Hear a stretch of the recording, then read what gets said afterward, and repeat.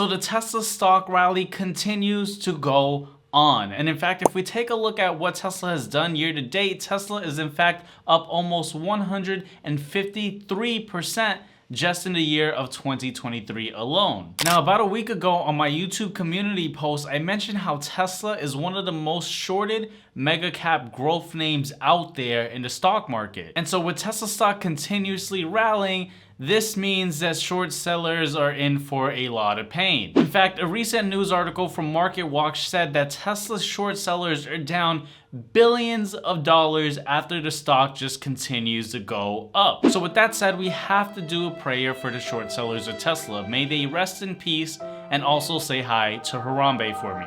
In a recent video, I mentioned how it would be very dangerous to short Tesla stock right now, as any catalyst event could really propel Tesla stock to go up further, and guess what? We had another catalyst event. So just recently we had Rivian also join in on the supercharger network of Tesla. And this comes in just a few weeks after Ford and GM already joined the Tesla supercharging network. Now, funny enough, not too long ago on this channel, I mentioned that Rivian was probably gonna be the next automaker that was going to join the, supercharging network for Tesla. And so with that said, now having yet another automaker join the supercharging network for Tesla, we're probably going to see more further down the line, because as I said in the previous video, as we have more automakers join the, Tesla supercharging network, well, that makes it more, of a disadvantage for automakers in the EV space that are not part of this network. And so one of the things I've been saying on this channel is that fundamentally,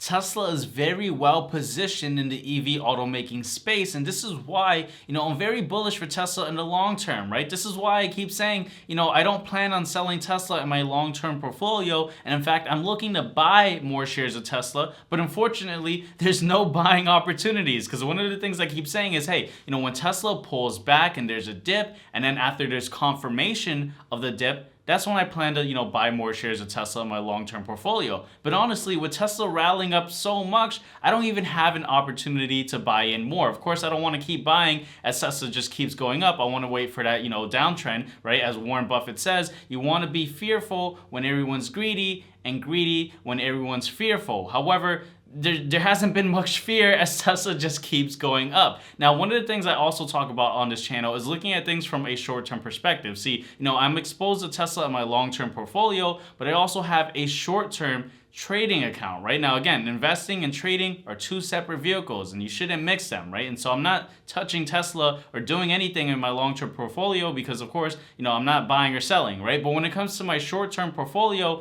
one of the things I've been really doing is just buying calls and riding this momentum up. I mean, why wouldn't I? This is something I've told the Push and Profit private group that, while we're in the cyclical bull market, let's go ahead and take advantage of this momentum. However, I am kind of setting up the alarm that, economically, when we look at the macroeconomic conditions, things don't look too well. Now, one of the things I recently highlighted in the Push and Profit private group is that we're gonna wanna pay attention to the earnings of FedEx. Now, I know some of you guys may be watching this and wondering, well, why is Justin talking about FedEx and Tesla and the economy? What does this all have to do with each other, right? So I wanna go ahead and break this down, right? So, ever since 2016, when I first got exposed to the stock market, I've always paid attention to, what FedEx is doing. Now, naturally, this was because my mother devoted over 20 years to the company. And so, as her son, I was just always curious of the business model for FedEx. However, when I first got exposed to the stock market and I was going to college and, I was obviously, learning about fundamental analysis and just learning the basics of the stock market, I noticed that there was a trend with FedEx and the overall economy. See, FedEx, most of their revenue comes from delivering packages from the e-commerce space. And so naturally, if FedEx's revenues are up, well, that means that e-commerce spending is increasing.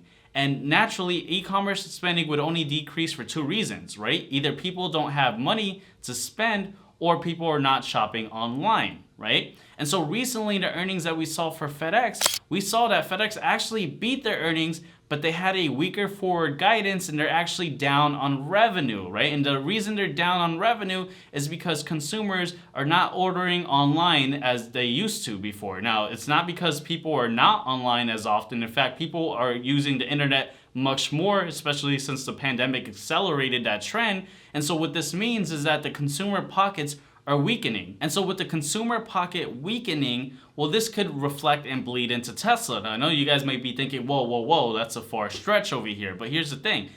Even if Tesla fundamentally is really strong, and there's no denying that, we know the profit margins that Tesla has in comparison to other, legacy automakers in the EV space is just phenomenal. Tesla is, they have pricing power, right? And so there's no doubt that Tesla is well positioned. However, one of the things that Elon Musk has mentioned in the past is that he's unsure of Tesla in the short term. He's very bullish on Tesla in the long term, obviously, but in the short term, because of a, mini recession that could possibly, make Tesla stock go down.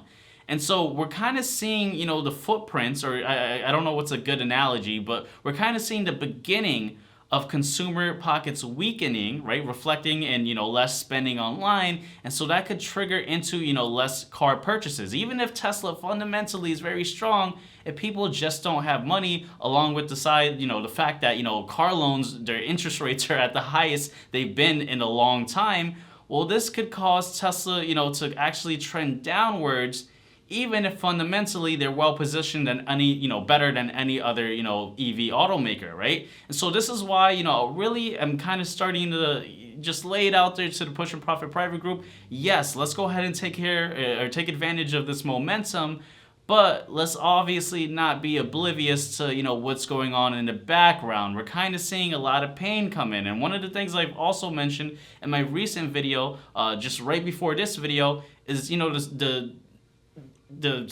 I'm stuttering over here, but the issue with student loans, right? And so we know that in August, student loans are going to have to be paid, right? After student loans being paused for a while. And so this could drain about, $5 billion in the consumer pockets each month, because for almost 2 years now, student loans did not have to get paid. And so this impacts over 45% of Americans who now are going to have on average an additional $400 bill. So on top of us already seeing consumer pockets weakening, we're going to see more weakening in August. And so this is why, again, I'm very bullish on Tesla, but I'm also kind of saying, okay, now we got to be a little bit more careful now and look at other opportunities. And so if we take a look at Tesla from a technical aspect, one of the things am pretty much paying attention to is what happens to Tesla once we reach $306.66. As we see that this is a very strong resistance area,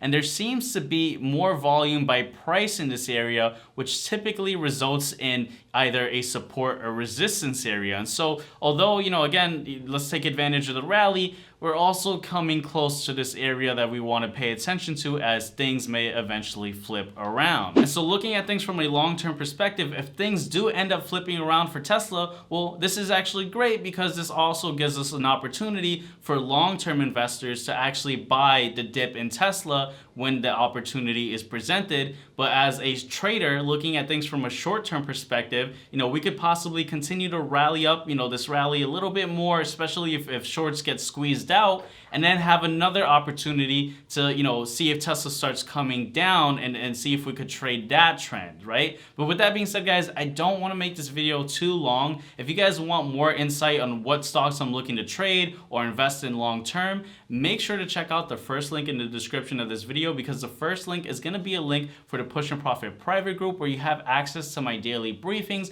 where every day I talk about what stocks I'm looking to trade, the reason why, and I also talk about what's going on in the economy, right? You guys get the news late on YouTube, but if you want the news much more earlier, make sure to check out that link in the description below. And with that being said, guys, before you go, also make sure to check out this video right over here, and I'll see you guys on that next video.